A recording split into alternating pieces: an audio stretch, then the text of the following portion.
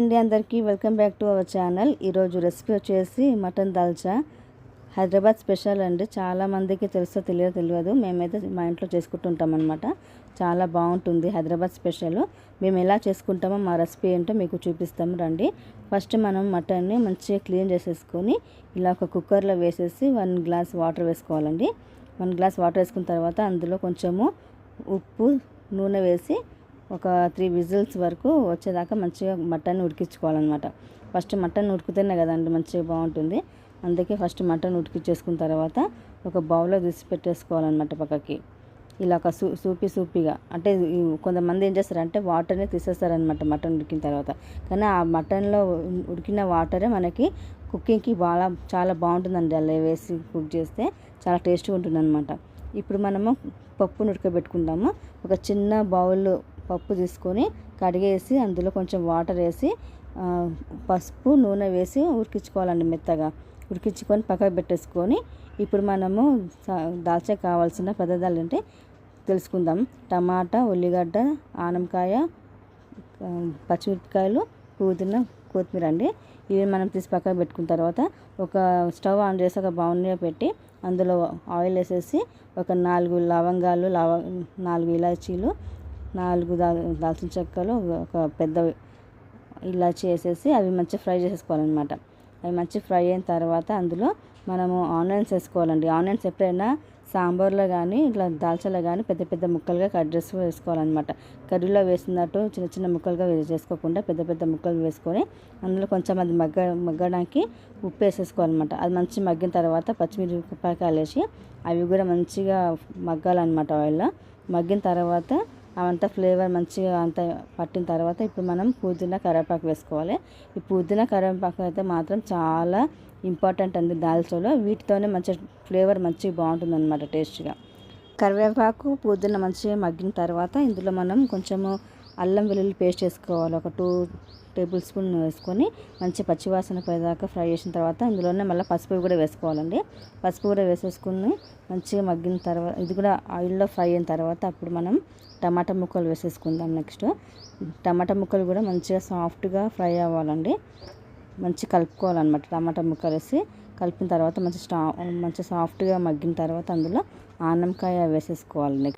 మంచిగా టమాటా సాఫ్ట్గా ఫ్రై అయిపోవాలన్నమాట. కొత్తిమీర, పుదీనా, పచ్చిమిర్చి ఇవన్నీ వేసాం కదా, ఇవన్నీ మంచిగా ఫ్రై అయిపోవాలన్నమాట, మగ్గిపోవాలి.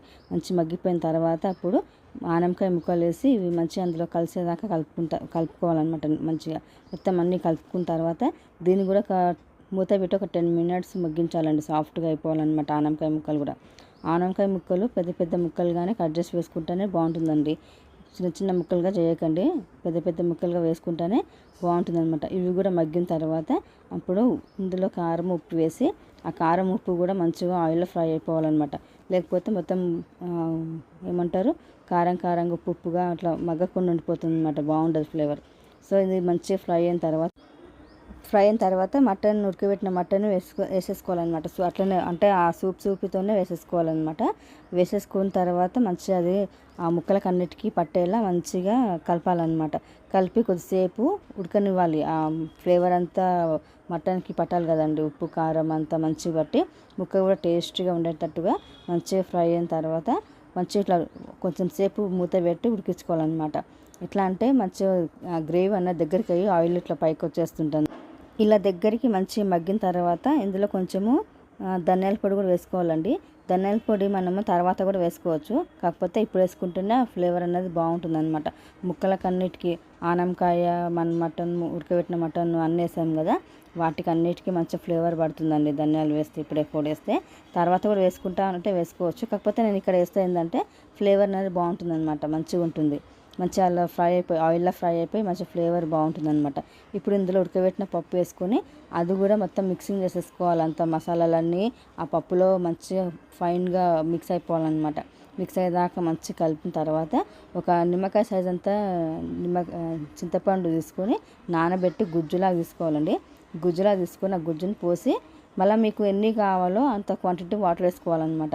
ఎందుకంటే మటన్ దాల్చా అంటే అంత చిక్కగా ఉండదు, అంతగా నీళ్ళు వాటర్ చూసి పోసుకొని కొంచెంసేపు అట్లా కలిపేసి మీకు ఒకవేళ ఉప్పు తక్కువ ఉంది అనిపించినప్పుడు మీకు ఇక్కడ చూసుకొని రుచిని మీరు ఉప్పు కలుపుకోండి. నాకు కొంచెం ఉప్పు తక్కువ ఉంది, నేను ఉప్పు యాడ్ చేసుకుంటున్నాను. ఉప్పు యాడ్ చేసిన తర్వాత కొద్దిసేపు మూత పెట్టి ఒక 5 మినిట్స్ అట్లా మగ్గిస్తున్నాను అనమాట. మగ్గించి మళ్ళీ నేను మధ్యలో చూస్తున్నాను అనమాట మూత తీసి. ఎందుకంటే ఎక్కువ చిక్కగా అయితే కూడా దాల్చా బాగుండదు.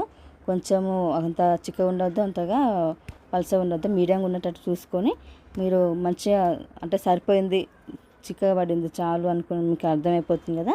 అప్పుడు ఏం చేయాలంటే కొంచెం గరం మసాలా, కొత్తిమీర వేసేసుకొని కలుపుకొని మళ్ళీ ఒక 2 మినిట్స్ అట్లా మూత పెట్టి మగ్గించుకోవాలన్నమాట. చూడండి ఎంత బాగుందో, ఫ్లేవర్ మాత్రం బాగా వస్తుందండి. కొత్తిమీర యాడ్ చేసి ఇంకా ఫ్లేవర్ బాగుంటుంది. చూడండి ఎంత చిక్కగా మంచిగా బాగుందో. నేను ఇంకా ఇప్పుడు గరం మసాలా, కొత్తిమీర వేసాను కాబట్టి ఒక 2 మినిట్స్ అట్లా మగ్గించి తీసేస్తానండి. ఎందుకంటే ఇప్పుడు ఆ ఫ్లేవర్ కూడా పట్టాలి కదా దాంట్లో దాల్చాకి. సో అందుకనే నేను కొంచెం ఒక 2 మినిట్స్ అట్లా మూత పెట్టి తీసేసి చూడండి ఎంత బాగుందో. ఇలా ఉండాలన్నమాట. ఇలా ఉంటే చాలు, ఎక్కువ పలచగా ఉండొద్దు, ఎక్కువ చిక్కగా ఉండొద్దు, చాలా బాగుంటుంది. దీనికి కాంబినేషన్ వచ్చేసి బగారా రైస్ చేసుకొని తినండి, బాగుంటుంది. ఇది హైదరాబాద్ స్పెషల్ అండి, చాలామందికి తెలియదు అనుకుంటా. ఒకసారి ట్రై చేసి చూసి టేస్ట్ ఎలా ఉందో నాకు కామెంట్ రూపంలో చెప్పండి. లైక్ చేయండి, షేర్ చేయండి, సబ్స్క్రైబ్ చేసుకోండి, బెల్ గంటను గట్టిగా కొట్టండి. థ్యాంక్ యూ అండి. ఎలా ఉందో నాకు కామెంట్ రూపంలో చెప్పండి. బాయ్ అండి.